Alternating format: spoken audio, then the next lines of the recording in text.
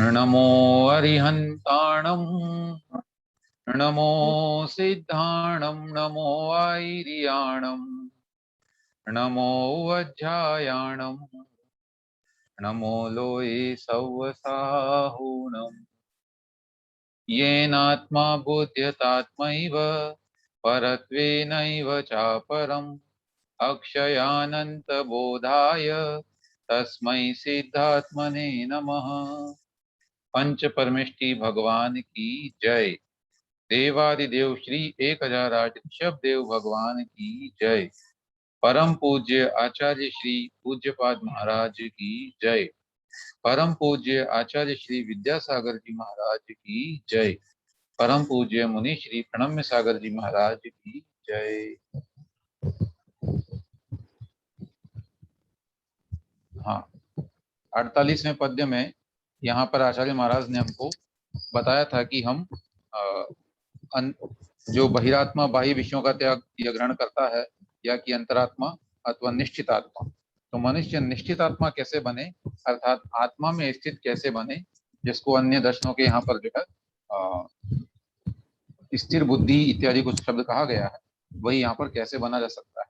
तो कहा कि आत्मा को मन से हमें जोड़ना है और वचन तथा काया से अलग करना है ना। मन को जो है मन के द्वारा जो है आत्मा को जोड़ना है, तथा अन्य जो दो बसते हैं चीजें, दो योग जो बसते हैं, वचन योग और काय योग, उससे हमें दूर करना है।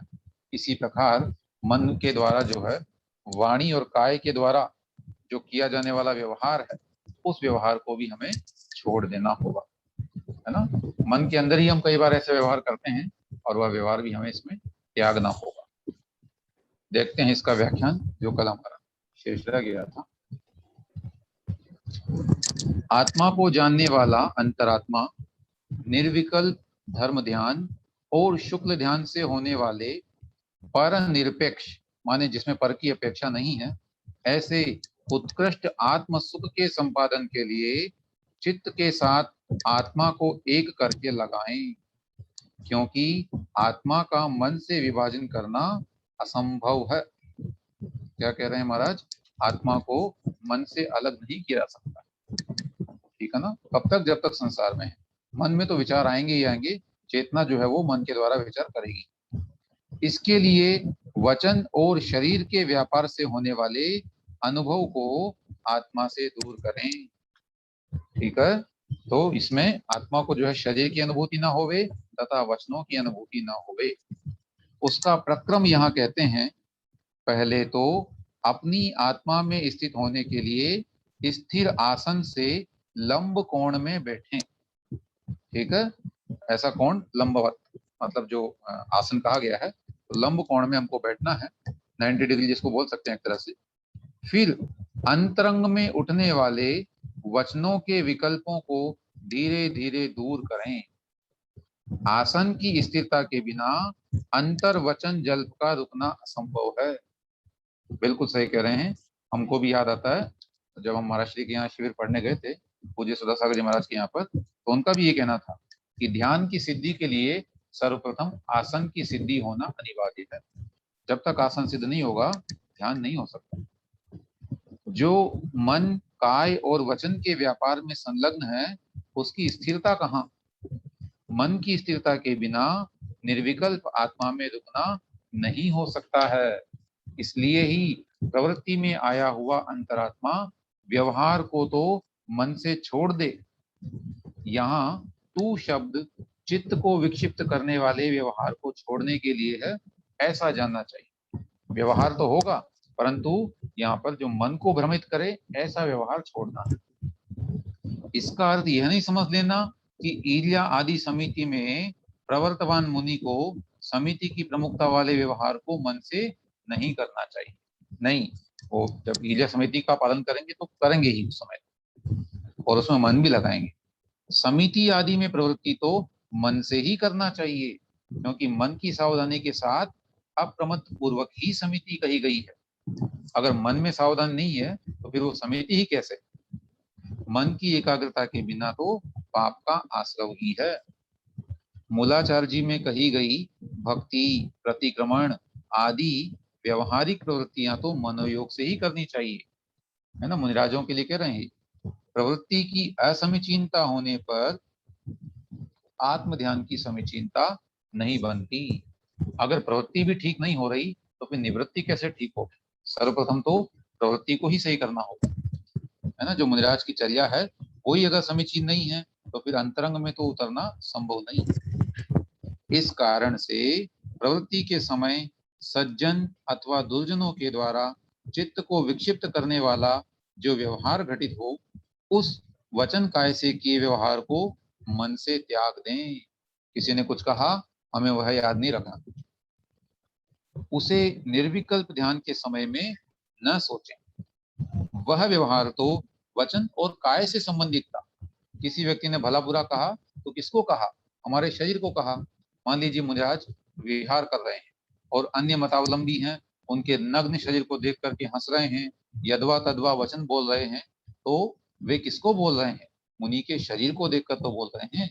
अतः कह रहे हैं कि भाई वो व्यवहार तो वचन और काय से संबंधित था, ऐसा सोचकर उस विषय में चित्त न लगाएं।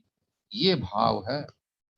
भोजन आदि विषय सेवन के समय में कोई ज्ञानी तीव्र वैराग्य से संपन्न होने से और किसी इच्छित विषय की चाह न होने से मन की सावधानी से शुद्धि पूर्वक भोजन करता हुआ भी मन से नहीं खाता है, इसलिए ही उसे अनैषण, है ना, ये शब्द आया अनैषण, माने ऐषणा शुद्धि रही है नहीं रहेगी उसकी, ऐसा जो है अनैषण शब्द आया उसके लिए, अथवा जिसकी इच्छा नहीं है, ऐसा केवली भगवान ने कहा है।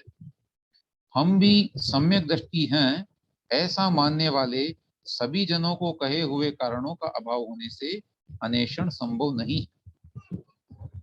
विषयों के सेवन में तत्पर चार संज्ञाओं रूपी ज्वरों से आकुलित असंयत सम्यक दृष्टि चक्रवर्तियों तथा देवों को भी वह वैराग्य की पराकाष्ठा प्राप्त नहीं होती है जो मात्र योगियों को होती है।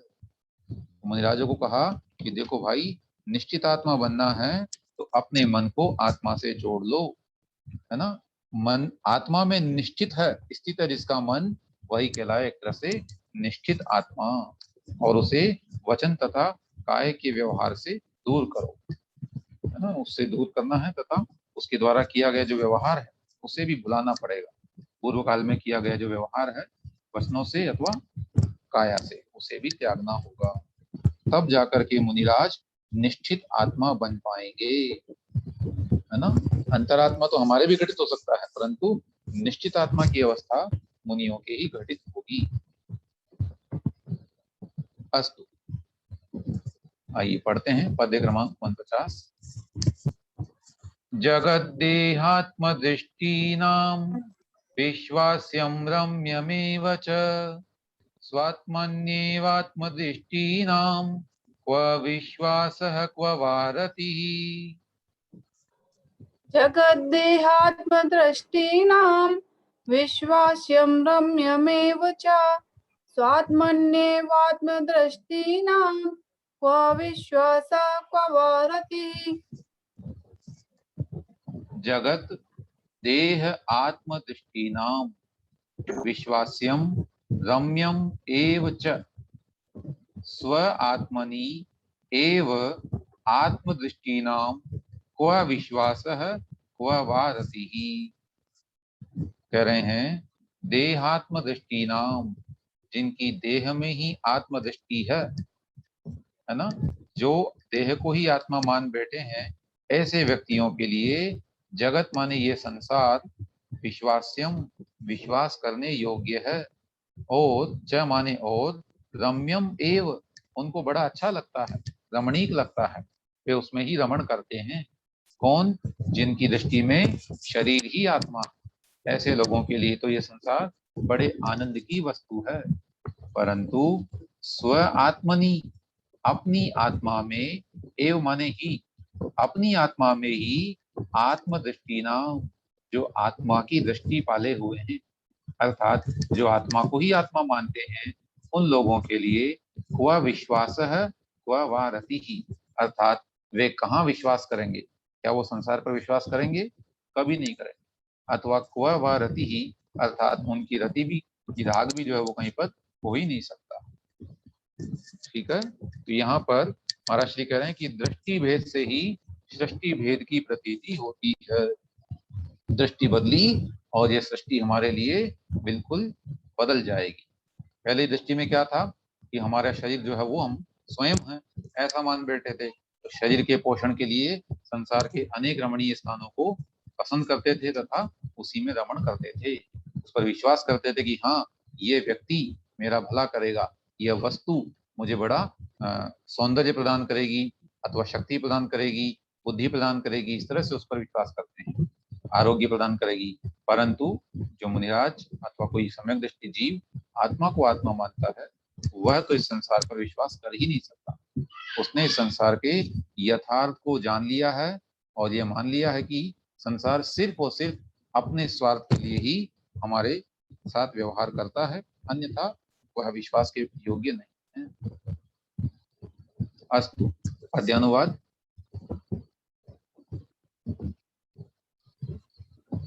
जो आत्मबोध परिशून्य शरीरधारी, भाता उसे स्वतन ही सकल सौख्यकारी। जो स्वीय बोध पय को नित पी रहा हो, संसार क्षार जल में रुचि क्यों से हो। बिल्कुल ठीक है, संसार को खारे जल के समान बताया है, और खारे जल में उससे रुचि क्यों होगी जो अपने आत्मा के अमृत को पी रहा है। कह रहे हैं जो जहां रहता है वहां विश्वास करता है, ये व्यावहारिक सत्य है। जहां विश्वास करता है वहीं रमण करता है, और जहां रमण करता है वहीं तन्मय हो जाता है। फिर वहां से जाने में उसे बड़ा अजीब लगता है, या वहां से जाने की उसका मन नहीं करता। जैसे शरीर में ही आत्मबुद्धि जिनकी रहती है वे देह अधीन आत्मा हैं।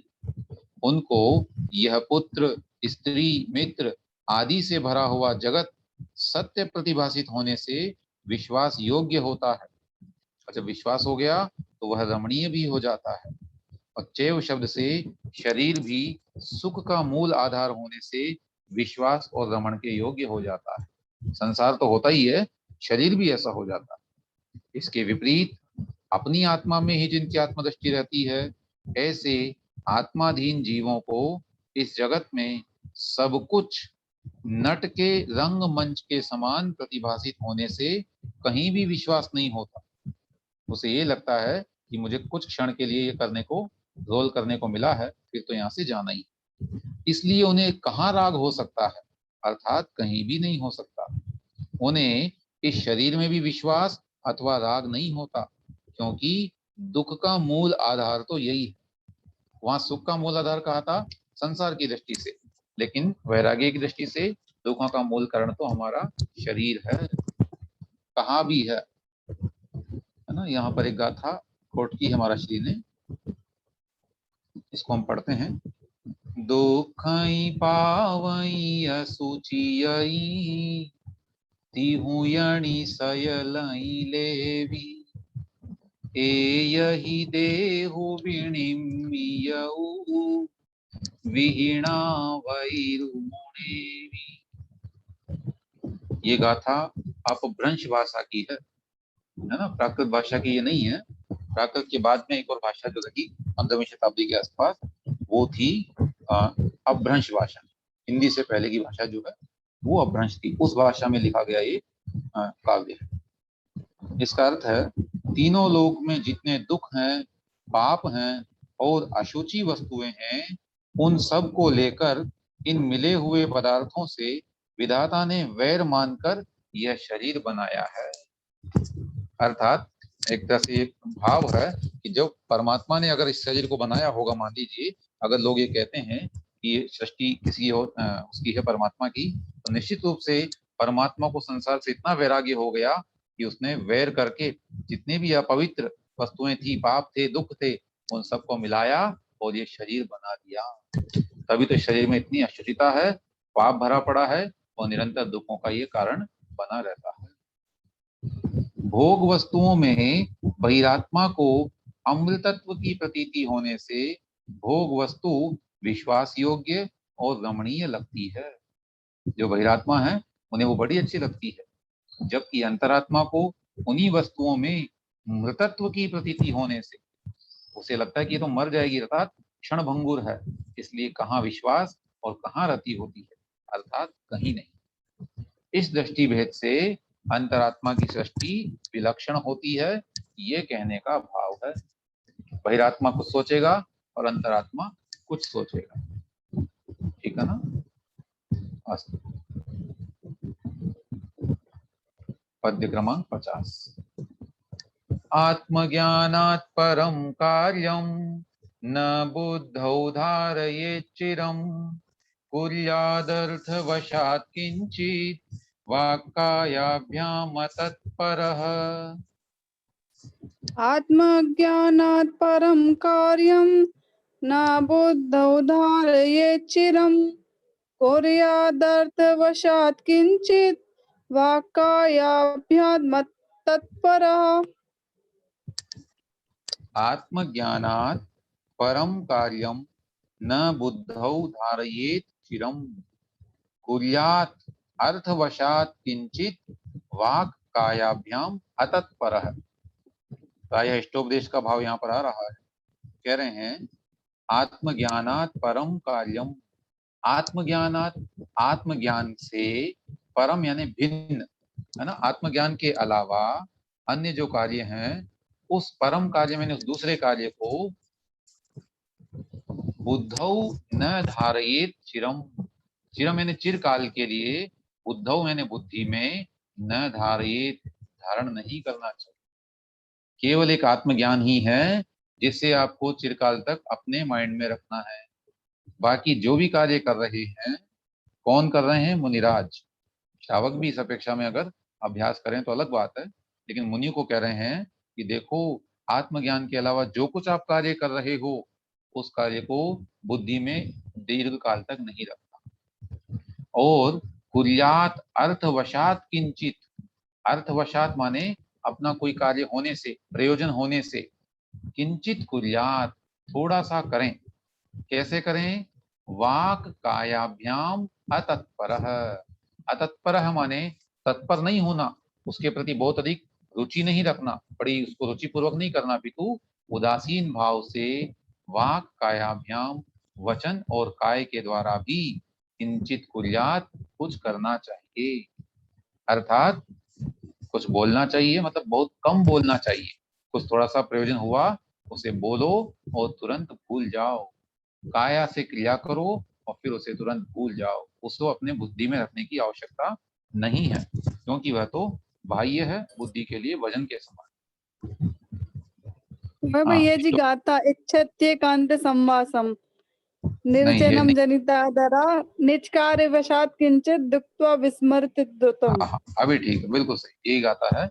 निज कार्य वशात किंचित उक्त्वा विस्मृति द्रुतम, अपने कार्य के कारण से। साथ अगली गाथा भी इसी से जुड़ती है। ब्रुनपि न ब्रूते पश्यन्नपि न पश्यति, स्थिरीकृतात्मा आत्मा तत्वस्तु तत्वस्तु पश्यन्नपि न पश्यति। अपि न पश्यति, गच्छन्नपि न गच्छति था उसमें। गच्छति, हाँ हाँ सेकंड उसमें।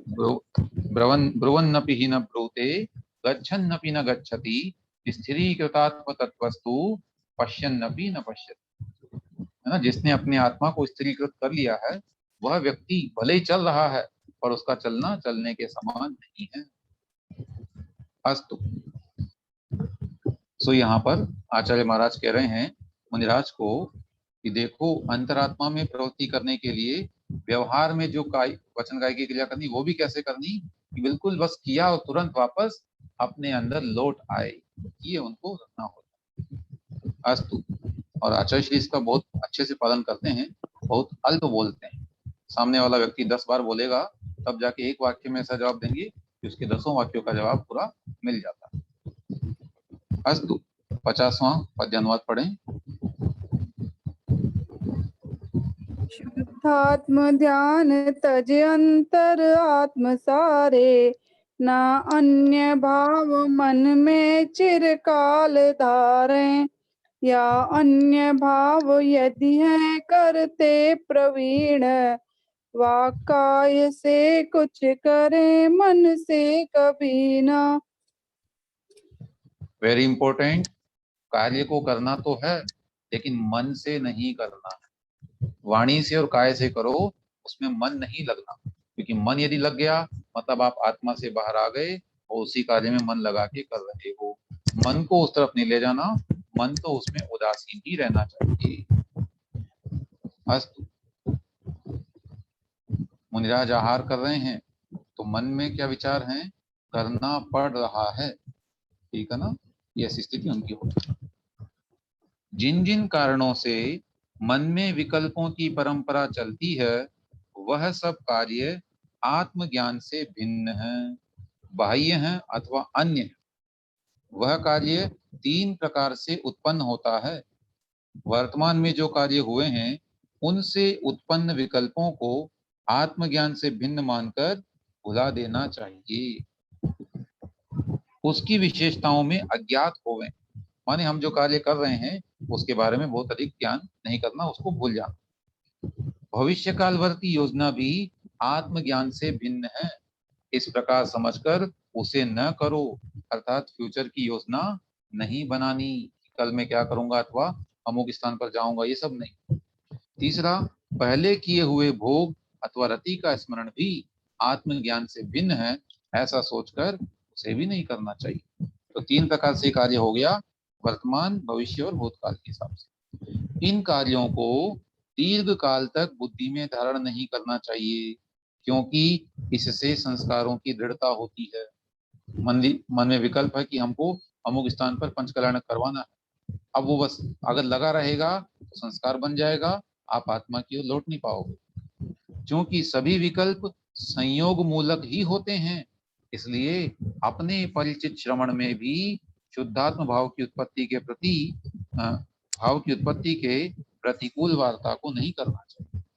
ऐसी बात किसी अन्य श्रवण अथवा अन्य मुनिराज से भी न करे कि उसको विकल्प उत्पन्न हो जाए। फिर भी लोक व्यवहार के निर्वाह के लिए उत्सर्ग और अपवाद मार्ग से मैत्री बनाकर प्रयोजनवश कुछ कार्य करें, क्योंकि लिखा है कि प्रयोजन के बिना मूर्ख भी प्रवृत्ति नहीं करता, तो फिर मुनि तो बिना प्रयोजन के कर ही नहीं सकता है। ऐसी नीति है। उन कार्यों में भी मन से अभिमान न करते हुए और वैराग्य युक्त होकर वचन और कार्य से ही प्रवृत्ति करें। मैं करूं या इसे मैं अवश्य करके ही रहूंगा, इस प्रकार का भाव तत्परता कहलाती है, और इसके विपरीत अतत्परता कहलाती है। सो तत्पर होकर नहीं करना, अपितु अतत्पर होकर करना है। जैसा कि कहा भी है, अहो अनादिकाल से चला आ रहा मोही जनों का यहाँ महान अहंकार रूपी अंधकार दुर्निवार है। मैं यह करूं, इस प्रकार उछल उछल कर दौड़ता है। यदि यह अहंकार यदि एक बार उस भूताल तत्व के ग्रहण से विलय को प्राप्त हो जावे, तो फिर आत्मा को, जो कि ज्ञान घन वाली है, उसे बंधन फिर कैसे हो सकता है? अर्थात फिर आत्मा बंधन को प्राप्त नहीं होगा, है ना? ये केवल और केवल हमारे ऊपर जो चला हुआ अंधकार है या अहंकार है, इसी निमित्त से मनुष्य ये कार्य मैं करता हूँ ये कहने को दौड़ता है। जबकि जो ज्ञानी है, मुनिराज है, अर्थात वे